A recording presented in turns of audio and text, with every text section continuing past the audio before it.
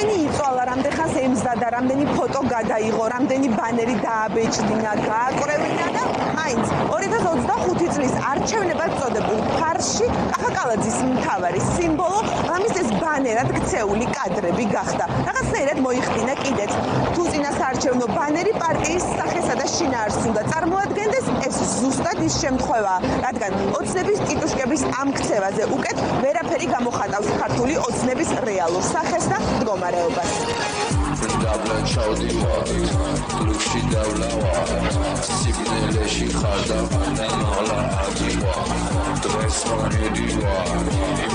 რიგითი კოცის ფანტაზია როგორც ჩანს უკიდურესად შეზღუდულია და მხოლოდ გენიტალიებზე გადის. ხალხს კი არ გააჩნიათ კულტურაციებს და ასე შემდეგ ამ კოლექტივების ნაცნობრაობის წევრებს ხაბეიშვილებს რომ მოეჭიდონ, აი ხალხს არა. ოპოზიციამ რა ქნას თორე კოც ხავსი თუ არ აქვს მოსაჭიდებელს ადვილად პოულობს. სანამ დაგეშილ ტიტუშკებს მელიქიშვილზე ქალებს მიუცევდა საცემად საარჩევნო კამპანია თბილისის მერმა წალენჯიხიდან დაიწყო ფერარით.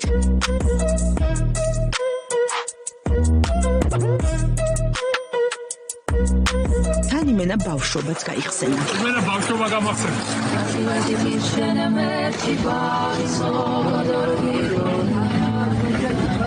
ოფროუდის მანქანებითაც უსეირნია მერს წალენჯიხაში, მაგ მანქანებით დიდთოვლობისა და სტიქიის დროს რომ ჩასულიყო რეგიონებში, იქნებ ნაკლები ზარალი და ზიანი ენახა ხალხს, მაგრამ ზაფხულში სჯობს გასეირნება, იცის კალა.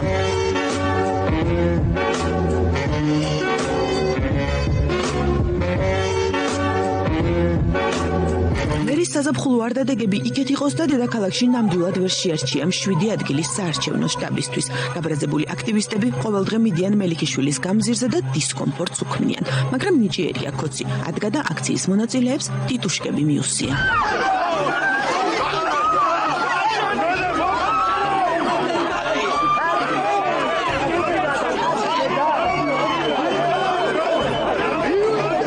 შორი ახლოს აკვირდება ხოლმე ამ დაძაბულობას. მერე ამ დავიდარებაში ხალხი წირევა. ვეღარ იგებენ ვინ ვისკენაა და დაგეშილი ტიტუშკები ხან ერთმანეთს ურტყამენ და ხანაც პოლიციას ანიშნებენ, თქვენიანები ვართ ხელკეტები არ დაგვართვათო.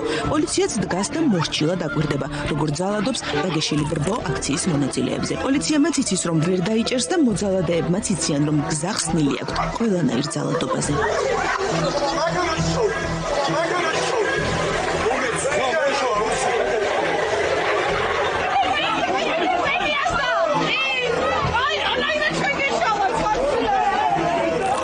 მელიქიშვილის ქუჩაზე სრული სიძლიერით არის ამუშავებული კოცური მეთოდები. კოცი თუ ხარ აქ არც ქალის ცემისთვის დაგჭიან, არც ჯგუფური ძალადობისთვის და არც პოლიციელისთვის ნასროლი ნივთისთვის. არც ეს პოლიციელი ამოიღებს ხმას.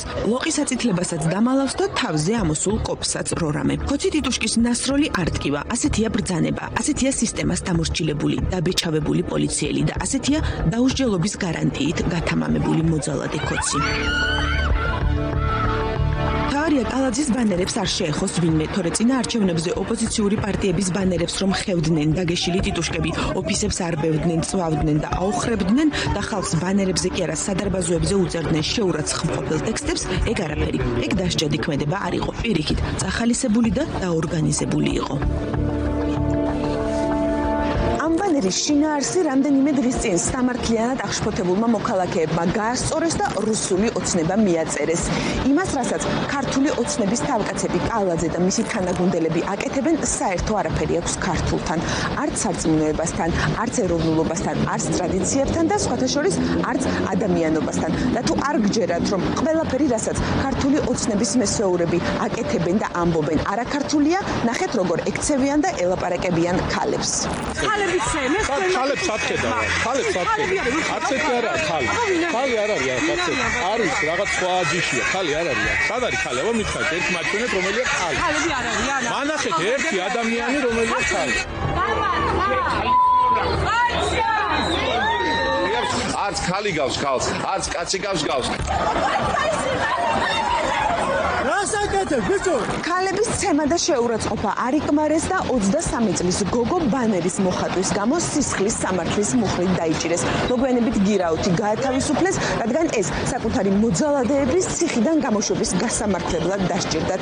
თუმცა მას 380 ლარიანი ზიანის გამო 5 წლამდე პატიმრობა ემუქრება. საკუთარი მოძალადეებისთვის კი ბრალიც არ წარუდგენიათ. ასეთია ქოცური სამართალი და ქოცური ქვეყანა.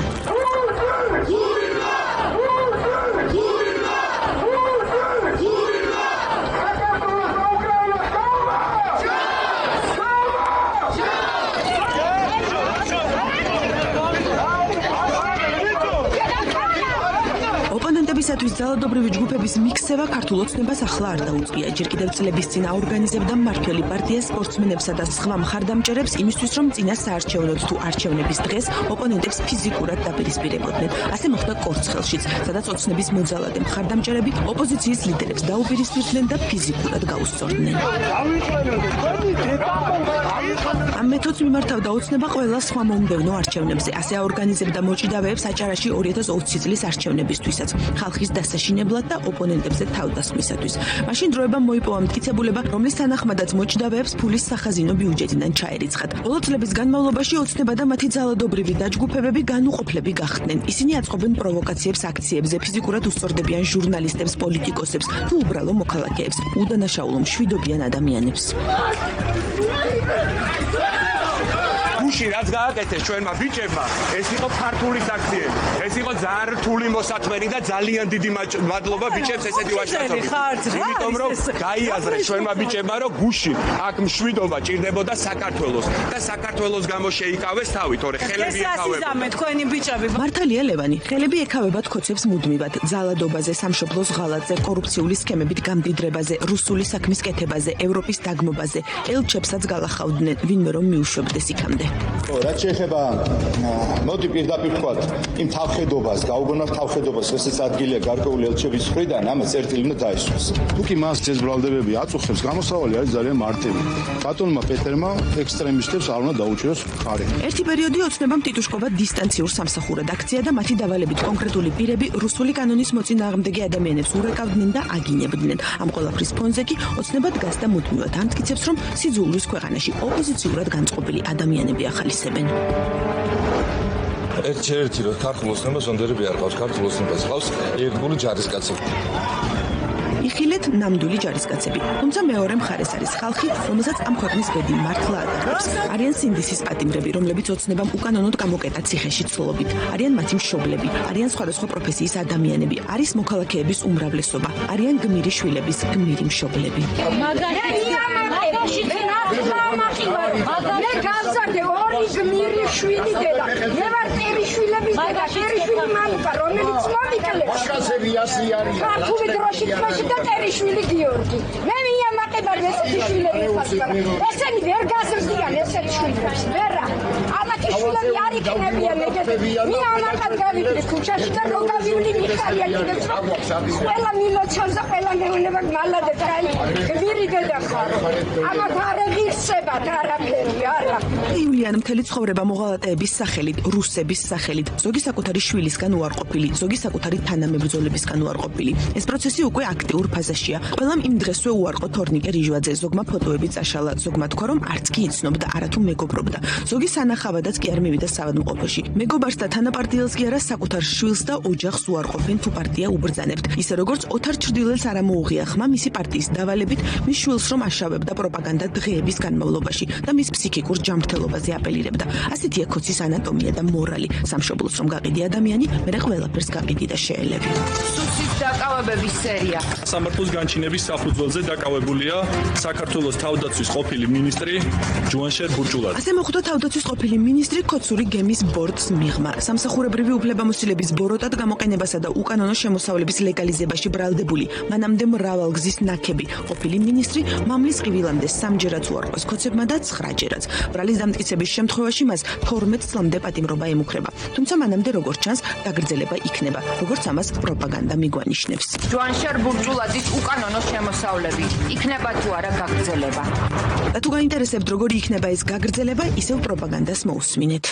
გამოძიება გრძელდება უკვე წაყენებული მუხლებით კი ჯვანშერ ბურჯულაძეს 9-დან 12 წლამდე ვადი თავისუფლების აღკვეთა ემუქრება. ჯვანშერ ბურჯულაძე თავდაცვის სამინისტროში ირაკლი ღარიბაშვილმა მიიყვანა. სამთავრობო პროპაგანდამ საჭიროდ ჩათვალა ხაზი გაესვა თუ ვისი მიყვანილი იყო უწყებაში აწ უკვე ბრალდებული ბურჯულაძე და თუ რისი ნიშანი შეიძლება იყოს ეს თავად განსაჯეთ. ისე კი წლების წინ მინისტრის სავარძელში მოკალათებული ბურჯულაძე ალბათ ყველაზე ცუდ სცენარშიც კი ვერ წარმოიდგენდა რომ მას და ლევან ხაბეიშვილს ერთ დღეს დააკავებდნენ. ამიტომ იფიქრე კოცო იფიქრე